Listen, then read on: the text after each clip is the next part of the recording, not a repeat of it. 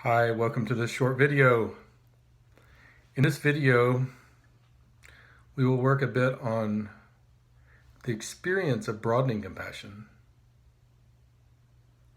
And I will offer a few reflections, tips, and strategies in reference to this particular process.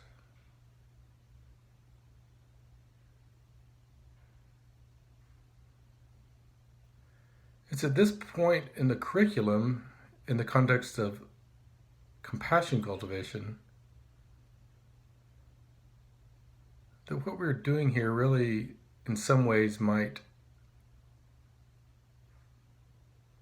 not be in accordance with our understandings of what compassion would be or is from our previous understanding.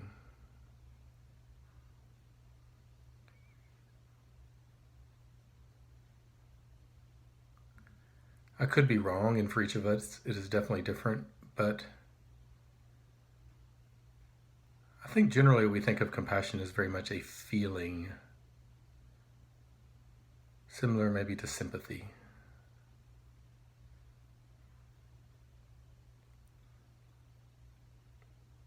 But really what we begin to discover in this type of compassion is that it really unfolds as an aspiration or a wish.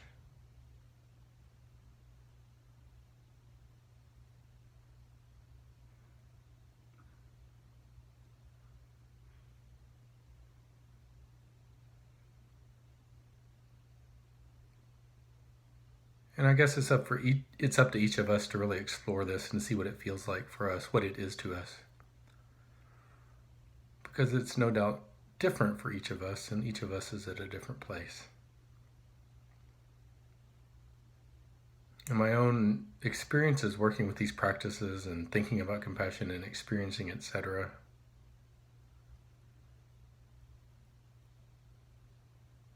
it really unfolds as something different than what I thought it would be at each step of the process.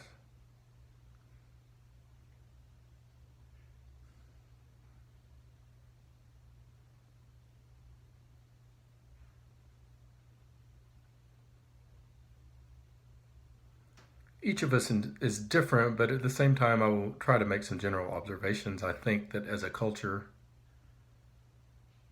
generally we think of compassion as a feeling, similar perhaps to sympathy.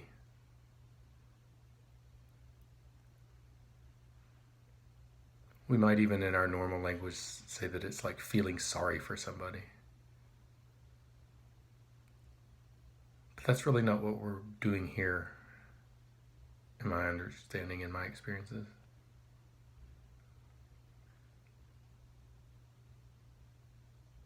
It really unfolds as a vision or a perspective or a worldview, a lived worldview that informs our perceptions, experiences, feelings, the whole package. It's a lived worldview.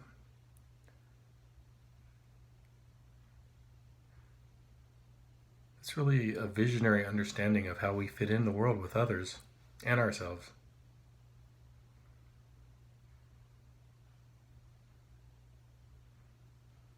And this type of compassion that we work on when we broaden our compassion really springs from the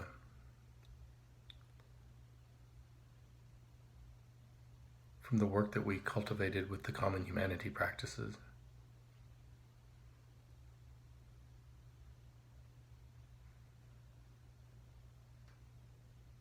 As we break down barriers and really sense that common core that exists within each of us,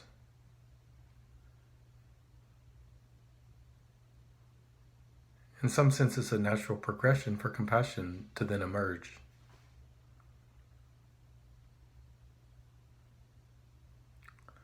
Just as I suffer, others suffer. Just as I want my suffering to be alleviated, it's natural for this wish to occur in reference to others as well. Not just my loved ones. on some level at least, this wish can extend across categories to what we might call neutral persons or difficult persons. In my own experiences and understanding, this process actually also influences our compassion towards our loved ones. Often this compassion has strings attached to it. It's infused with attachment. And this process of broadening our compassion can actually allow our compassion, even to those closest and dearest to us, become a little more pure and unconditional.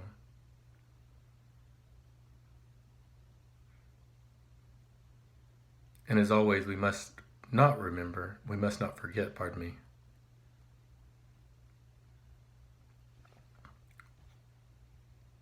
to allow ourselves into this perspective, to have compassion for ourselves.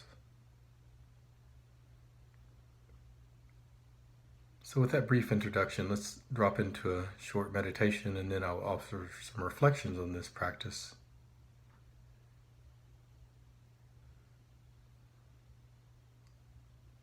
After doing this meditation.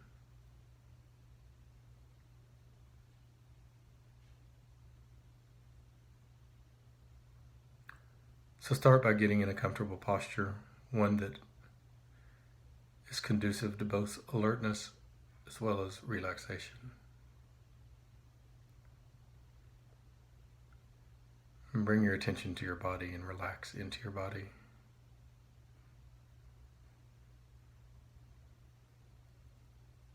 Allow your awareness to permeate your body.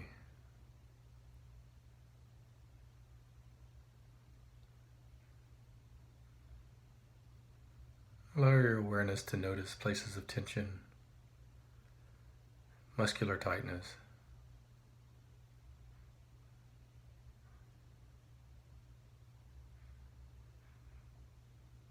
and allow those places to gently relax.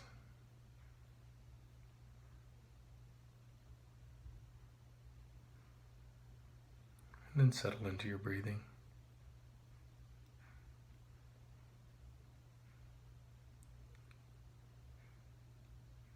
Just feel the physical sensations of the breathing as you inhale and exhale.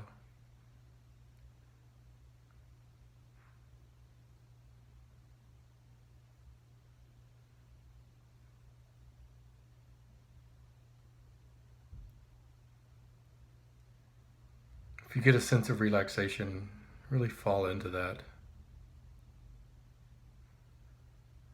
Allow your mind and body to become as relaxed as possible while also maintaining the quality of awareness and presence.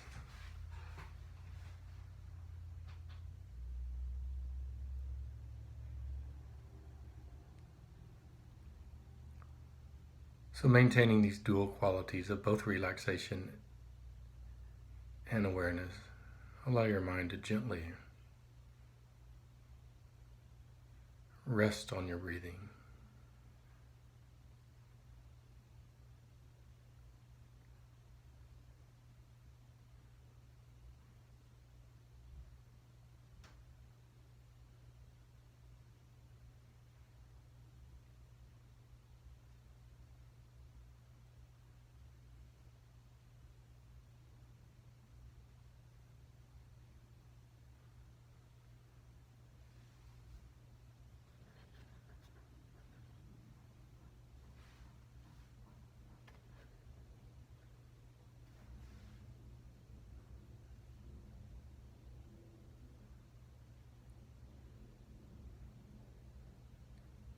Now bring to mind a compassionate image.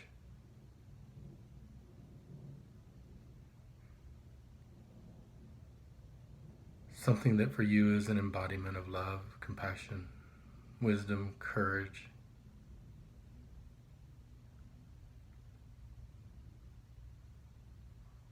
And imagine yourself in the presence of this compassionate image. And imagine yourself the recipient of its great compassion.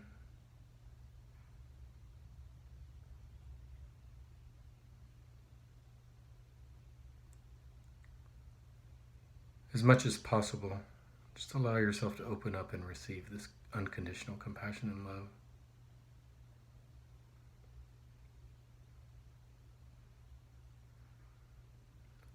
Rest in this experience of being loved and valued. Totally accepted.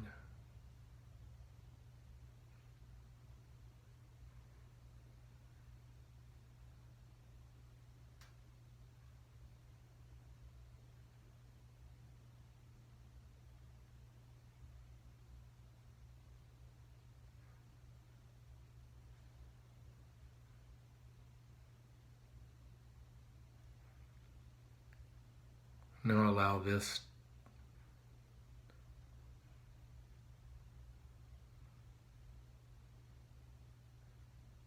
to help your own unconditional love and compassion unfold within you.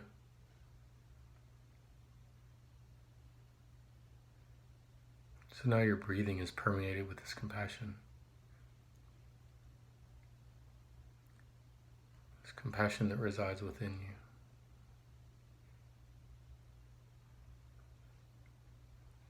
And from this place of compassion, offer compassion to yourself. And recite in your mind for yourself, may I be free from suffering.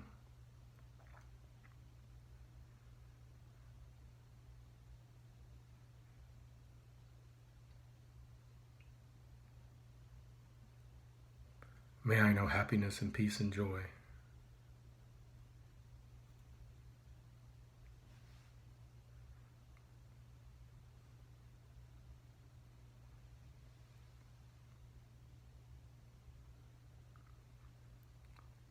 May I be free from suffering.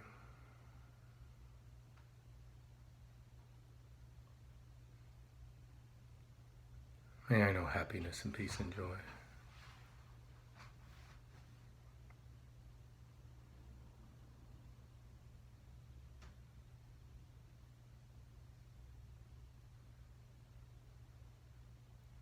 Now bring your attention to your heart center.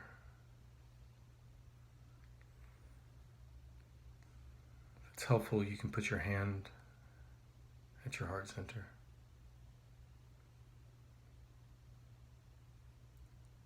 Simply feel your chest as it expands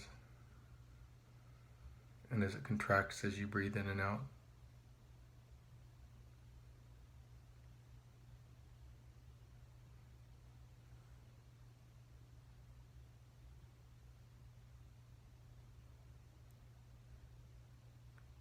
Now imagine that you're breathing directly in and out of this heart center.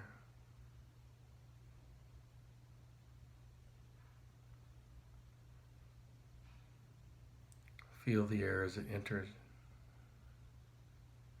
and then as it leaves.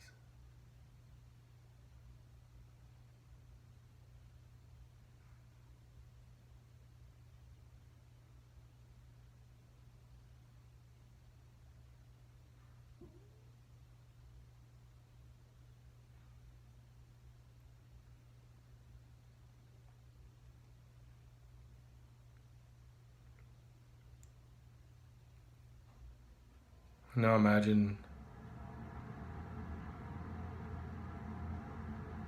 that you're in the presence of a loved one.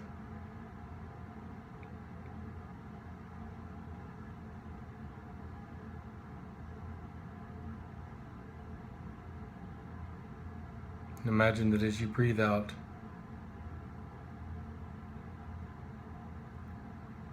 all of your love and compassion is carried forward and reaches your loved one.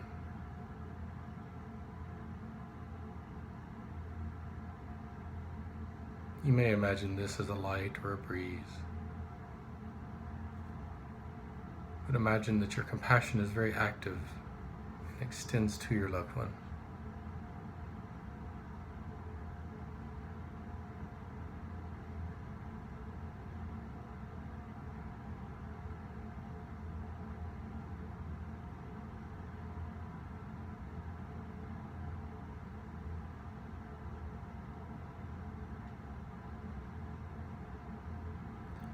And imagine that your loved one is suffering in some way.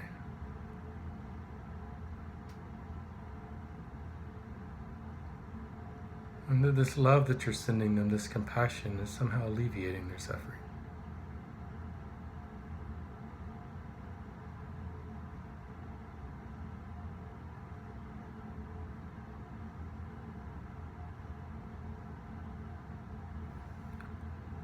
And you might recite in your mind for your loved one,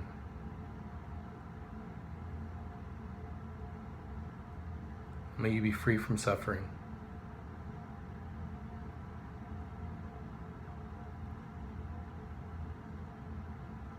May you know happiness and peace and joy.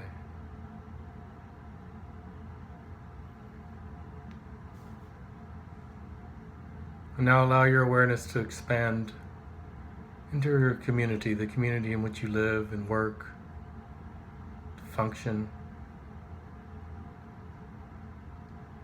And allow your mind to bring your attention to others in your community that in some ways you affiliate with, resonate with. Could be family members, persons who have similar values as your own.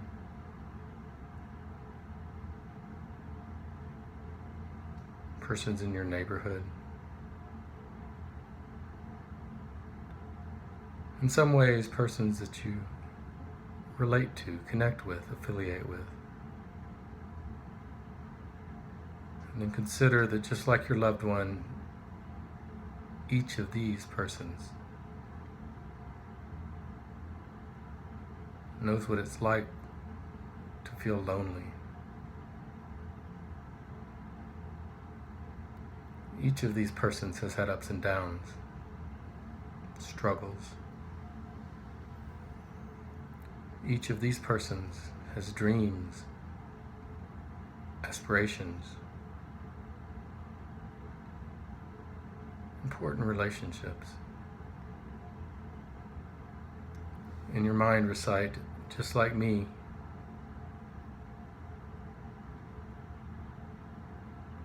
each of us wants to be happy and free from suffering. And then extend your compassion.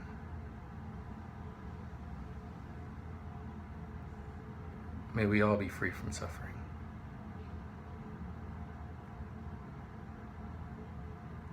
May we all have happiness and peace and joy.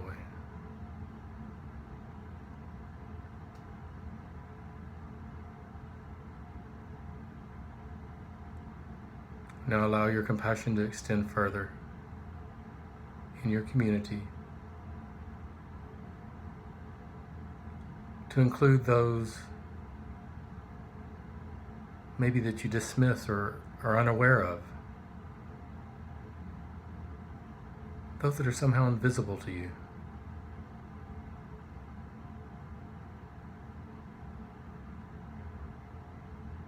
And then also include those who you have difficulty with.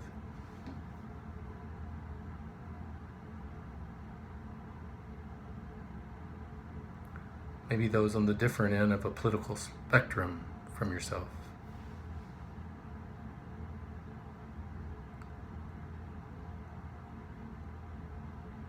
Those that in some way you don't relate to readily, perhaps have aversion to.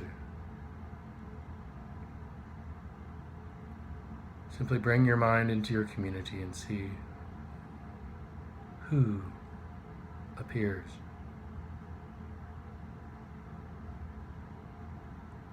And consider, just like yourself, each of these persons wants to be loved and valued.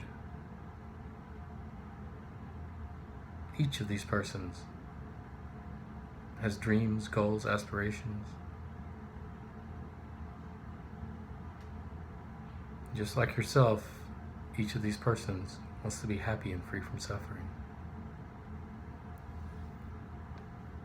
And recite in your mind, just like me, each of us wants to be happy and free from suffering.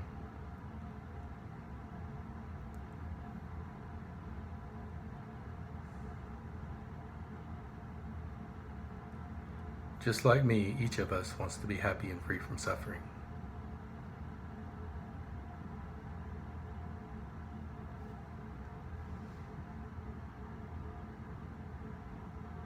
Now allow your compassion to extend outward.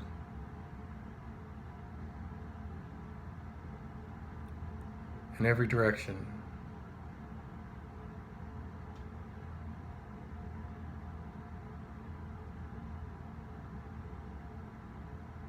And recite in your mind, may we all be free from suffering.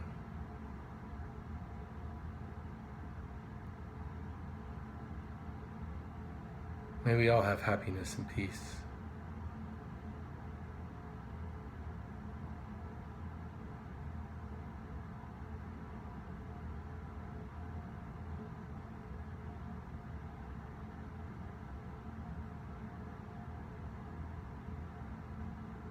May we all be free from suffering.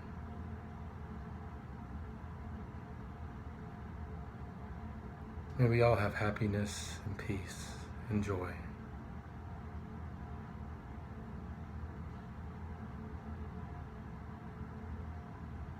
Feel your compassion extending in every direction. Imagine that it reaches others, touches them, influences them, affects them.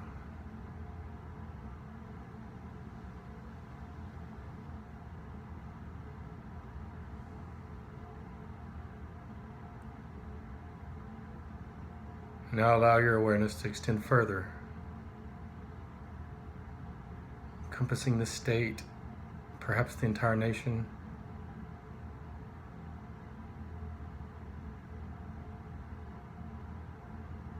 See where it will extend and to whom it will go.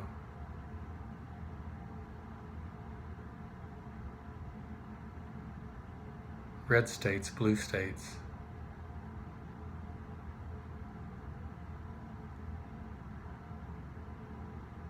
Persons all across the political divide.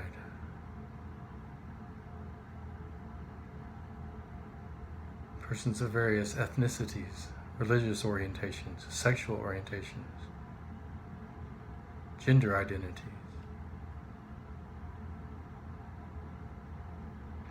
socioeconomic status,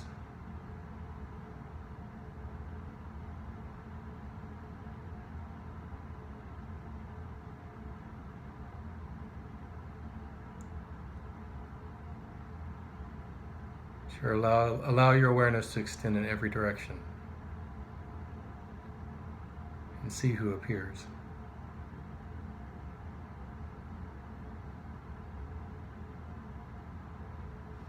And then consider, just like yourself, each of us wants to be happy and free from suffering.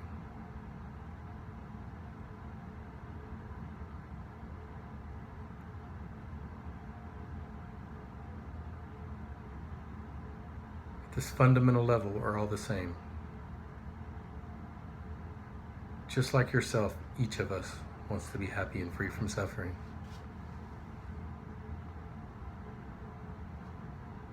And recite in your mind, just like me, everyone wants to be happy and free from suffering. And extend your compassion. May we all be free of suffering.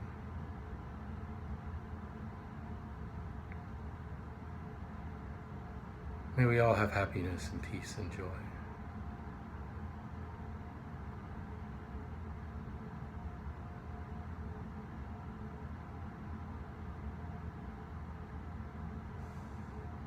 May we all be free of suffering.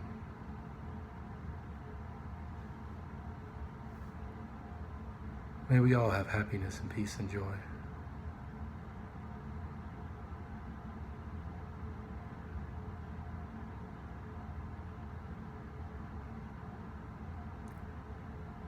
Now come back to your breathing and your body and simply be aware of any effects of this practice on your body, on your feelings, on your thinking.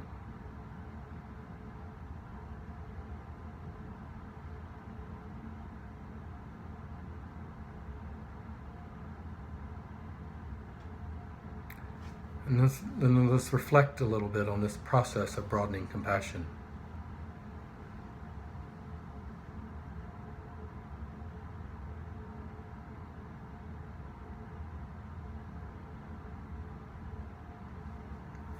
One thing I would like to add, reinforce,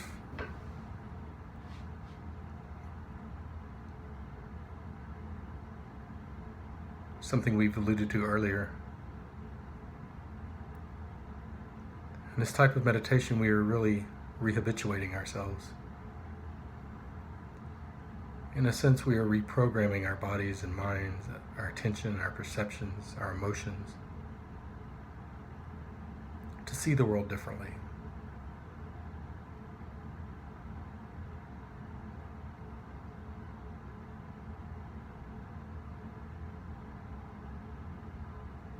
Earlier, I talked about the power of perceived similarity. And here we are using that as a tool for extending compassion, extending and broadening our compassion. Or I like to use the word affection, it has a little less charge to it. We're really enhancing our ability to be affectionate, to have affection.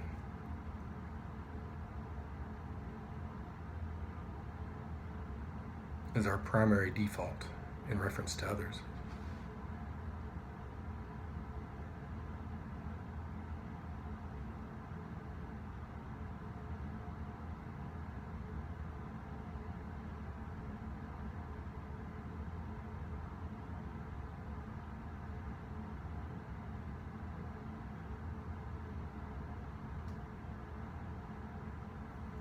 And there are lots of paradoxes in this practice, which I find very interesting. As we explore compassion, one common observation is that it feels good. It brings joy. It brings calmness and contentment, perhaps. And this is very counterintuitive, I think. That thinking about the suffering of others and ourselves and being there with it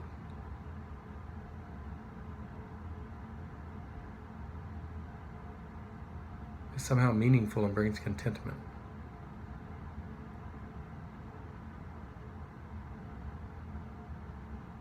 And some of the more interesting neuroscience studies and other types of studies on compassion have demonstrated this, or at least are indicating that this is perhaps true.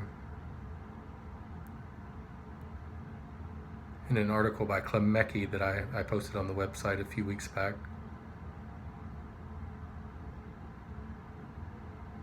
it's shown that persons undergoing compassion cultivation training, even when engaged with distress, are still experiencing some type of positive affect as measured by neuroscience techniques, etc.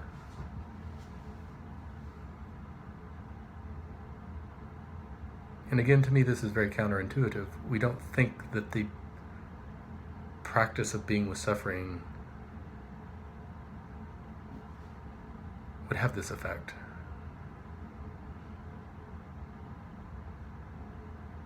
In terms of the actual meditation, I encourage you to just stick with it. I firmly believe, about as deeply as I believe anything, that these practices under the surface are working, even when sometimes they don't feel that way on the surface. Sometimes we may feel as if we're just faking it, and that's quite all right. That's part of the practice. Sometimes we might really connect. Sometimes what we experience are resistances, thoughts, fears, judgments about the practice, about ourselves, about others, etc. And a lot of compassion to me is about resiliency, the ability to be with what's there and not run from it. Not be overwhelmed by it, but also not run from it. And again, this is counterintuitive. I think we're habituated to experience suffering in one of two ways. We're overwhelmed by it,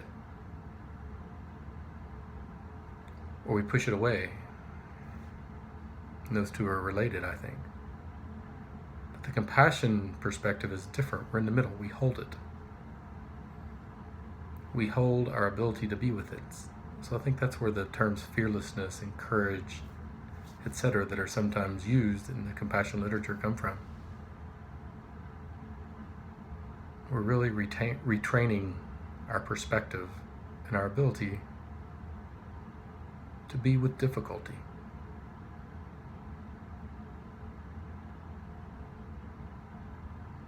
Difficulty coming from the external world,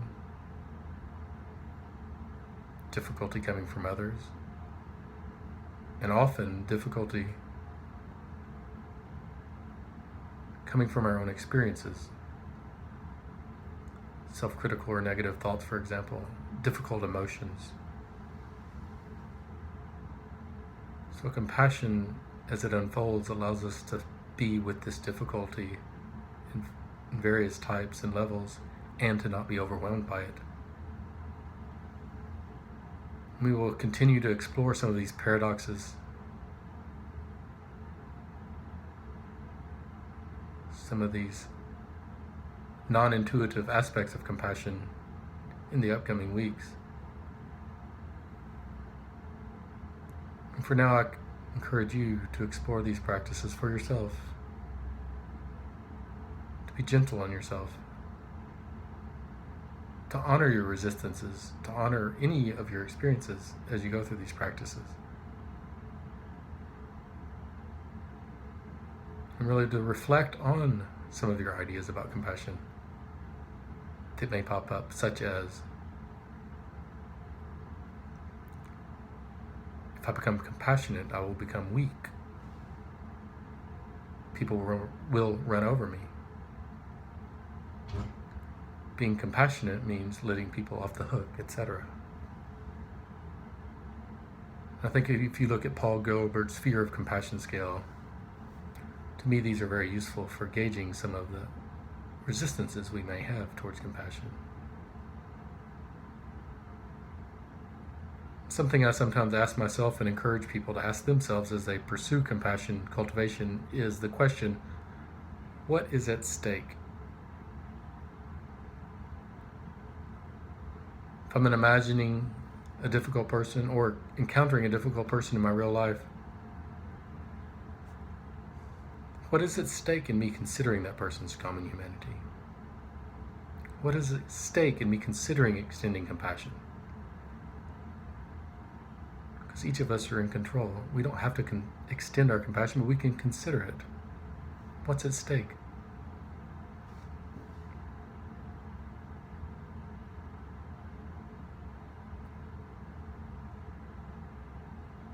Does compassion mean justifying someone's negative behaviors, for instance? I don't think that it does, but I encourage you to sit with this type of question yourself and ask yourself these types of questions.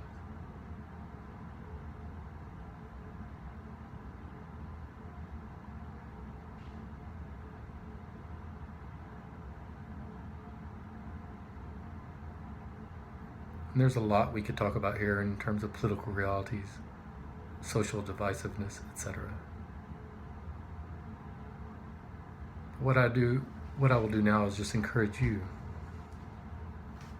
to work with this perspective and see how it unfolds for you. And always remember to hold yourself as the key part of the equation. The compassion practices should never cause us distress. There should be a balance there.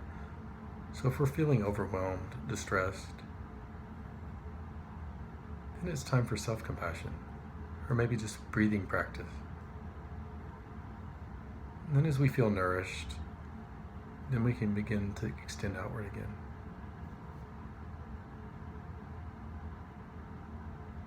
So have fun with this practice and explore this practice. And we will meet again soon.